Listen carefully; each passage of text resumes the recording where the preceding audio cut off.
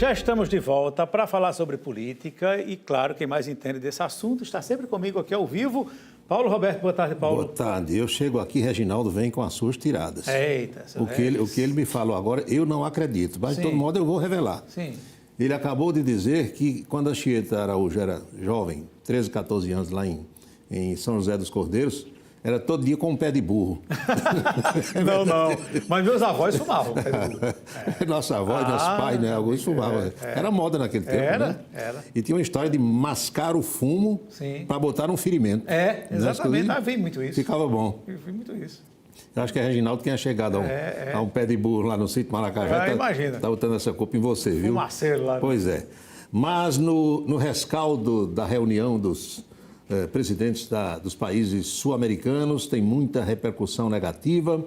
Alguns já voaram de volta para os seus países, outros estão ainda no Brasil. E, a propósito, a gente vai ver, como sempre, a agenda do presidente da República para esta quarta-feira. Ele reuniu-se logo cedo com o presidente da Colômbia, Gustavo Petro. Depois ligou para o Papa Chico. Bateu um papo com o Papa Francisco. Eita. Companheiro Francisco, perdoe o que eu disse lá sobre Maduro. Eu não sei se o Papa, a essa altura, quis tratar dessa questão ou não.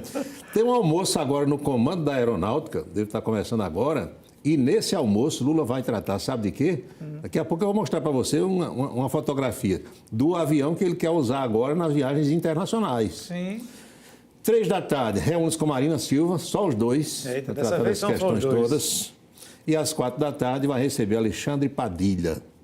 Essa agenda teve modificações agora de manhã, logo depois que o presidente conversou com o presidente da Colômbia. Sim. E antes de ligar para o Papa, ele chamou 2 ou 3 ministros lá no Palácio. Sim. Rui Costa, Padilha, para ver essa história da repercussão negativa da votação de ontem. Como é, de fato, todo mundo sabe, negativa a repercussão das palavras do presidente Lula e do paparico que ele fez ao seu colega da Venezuela, Nicolás Maduro. E a truculência daquele povo dele. Você viu aquilo à noite, né? Com jornalistas. Os guarda-costas de Nicolás Maduro e uns do Brasil também, do GSI, entraram e agrediram jornalistas homens. Pois é, isso ninguém pode... A colega Délis Ortiz, da Rede Globo, ela levou um supapo, um soco de um dos guarda-costas de Nicolás Maduro. Mas teve jornalista homem brasileiro que apanhou dos seguranças do Gabinete de Segurança Institucional. Pois é, está errado, né? Coisa horrível. A verdade, meus amigos e minhas amigas, é que não existe ditadura boa. Seja ela de direita, seja ela de esquerda. O que nós notamos nesse instante, nesse Brasil agora de 2023, é que há uma certa dificuldade de muita gente da esquerda em entender ou em admitir que tem ditadura da esquerda e a ditadura da Venezuela é considerada uma ditadura de esquerda. Inclusive é reconhecido pela ONU isso. 7 milhões de venezuelanos deixaram seu território, 1/4 da população. Tem gente presa injustamente, preso político, tem gente sendo torturada. Isso é denunciado por líderes mundiais. Michelle Bachelet, que é reconhecidamente a ex-presidente chilena, ela é de esquerda. E ela fez relatório quando estava até pouco tempo ocupando um cargo na ONU, acho que lá um setor de direitos humanos, ela fez relatório dizendo que tem gente sendo torturada, morta em território da Venezuela. Infelizmente, o presidente fez isso aí, esse paparico todo está repercutindo mal. Nada contra o Brasil restabelecer relações diplomáticas com a Venezuela. É um país vizinho, precisa, até pela questão do fluxo migratório, porque muita gente está vindo para cá. Agora, entre você reatar as relações diplomáticas e você apoiar o que o sujeito faz lá, a uma distância muito grande, fica feito o registro. Tenho eu a impressão de que o presidente Lula vai meditar sobre isso aí. Enquanto isso, derrota na Câmara.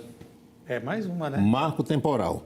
Porque você não se engana, não, nem ninguém que está em casa. Os parlamentares, e especialmente os deputados, e mais ainda o presidente da Câmara, Arthur Lira, eles se aproveitam desse momento de fragilidade do governo para derrotar e mostrar quem é que manda.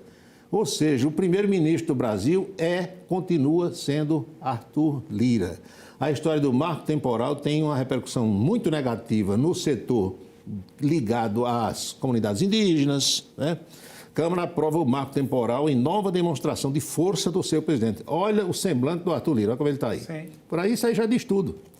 E hoje tem a história da medida provisória da reestruturação. Não brinque não, porque o governo acha que dá para inverter essa situação no Senado ou, quem sabe, no Supremo Tribunal Federal. Mas aí, se ficar nessa guerra, nesse cabo de força, o que é que pode acontecer? Digamos que a Câmara ou o Congresso como um todo aprove uma coisa e o Supremo derrube. Aí o Congresso chega aqui e faz uma PEC e aprova. PEC não tem Supremo no mundo que derrube. Isso. E vai ficar essa briga o tempo todo sem o governo conseguir trabalhar? Então, Arthur Lira parece que é quem manda hoje no Brasil. Mas eu acho que você ficou curioso para saber o que é que tem a ver Lula, comando da aeronáutica, o Sinaldo Luna e o Guto. Tem aí uma fotografia de Lula com um avião da Força Aérea Brasileira. Sim. Se você olhar direitinho, esse avião tem a cor da Força Aérea, que é a cor acinzentada, com as letras pretas.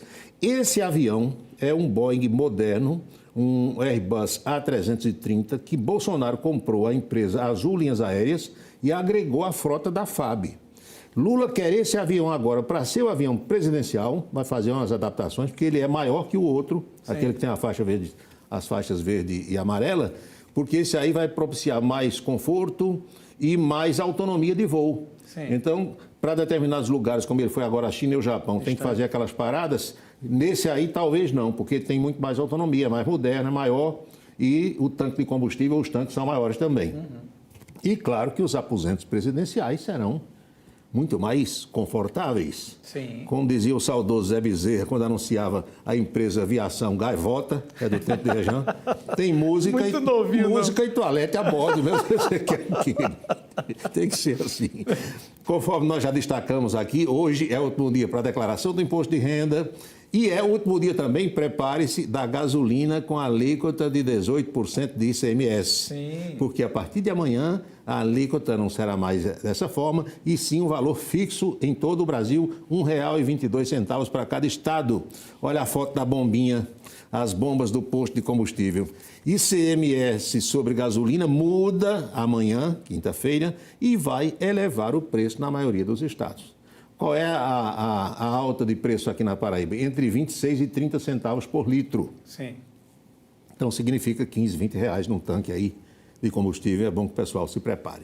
E o Supremo Tribunal Federal decide agora à tarde qual é a pena a ser cumprida pelo ex-presidente da República e ex-senador Fernando Collor de Mello. Como a gente sabe, ele foi condenado 8-2. Sim. Falta a pena. O relator Edson Fachin pediu 33 anos de cadeia. Tem gente que diz que Collor não fica nem 33 dias. É um mês. É. O Supremo é quem vai decidir essa situação, essa parada. Prefeitura de Campina Grande está pagando hoje a folha desse mês de maio. O governo do estado conclui o pagamento da folha, todo mundo com carvãozinho no bolso. Bruno Cunha Lima mandou fazer uma enquete entre os servidores para ver quem quer receber metade do 13º. Quem quiser vai receber agora em junho. E João Azevedo já anunciou que dia 9 tem carvão na conta de todo mundo, metade do 13º. O governo paga para todo mundo. A prefeitura paga a quem optou por receber. Muito bem, esperar. Vamos à boca maldita de hoje? Vamos embora. As palavras mais ouvidas ano passado neste Brasil foram democracia e negacionista. Sim. Muito se falou sobre isso, né? Negacionista era a bolsa de apostas hoje no calçadão. Negacionista é quem nega uma coisa que existe, sim, não é? Então, se Bolsonaro era considerado negacionista por negar a pandemia e a vacinação, aquilo tudo, uma coisa que existia, a aposta era, Lula também é negacionista agora? Porque Lula está negando a ditadura da Venezuela. É considerado negacionista também, nesse aspecto. Pontualmente, né? Nesse aspecto? Nesse aspecto. Pode ser. Né? Porque Bolsonaro era negacionista por causa da pandemia, né? Negava, não é tal. Então, Lula está negando uma coisa que o mundo todo sabe que acontece, que é uma ditadura na Venezuela. Então, Lula negacionista, Bolsonaro negacionista. Só faltam agora querer chamar Lula de genocida também, porque muita gente usava essa palavra sem saber o seu significado, não é? Bolsa de apostas hoje era essa. Então, quem apostou, eu acho que está empate, né? Lula é negacionista também ou não é? Não é. Vamos apostar 50 reais. Vamos ouvir a resposta de Anchieta para ver se é ou não é. Eu prefiro... Se abster, você vai se abster. Aliás, só para a gente concluir mesmo, o pessoal gosta de rir sobre essas coisas. Essa semana eu estava ouvindo um programa de uma emissora de rádio do outro lado do oceano. Aí um locutor foi dizer que uma autoridade tinha preferido não votar numa determinada situação e ele quis dizer lá no programa que a pessoa se absteve. Aí disse, olha, tantos votaram a favor, tantos votaram contra e fulano de tal se abasteceu. De repente pode até ter sido mesmo. É provável que ele tenha se abastecido para não votar, ficar, né? O seguinte, é o rádio de hoje. Eita, meu amigo. É isso, Anchieta. Valeu, Paulo. Até amanhã. Amanhã vem clima de São João, né? Sim. Pois Chapéu de palha, né? Amanhã, Bigodinho e tal. Todo mundo em clima de Vamos ver São como é João. que fica. É isso aí, Paulo. Até Até amanhã, então.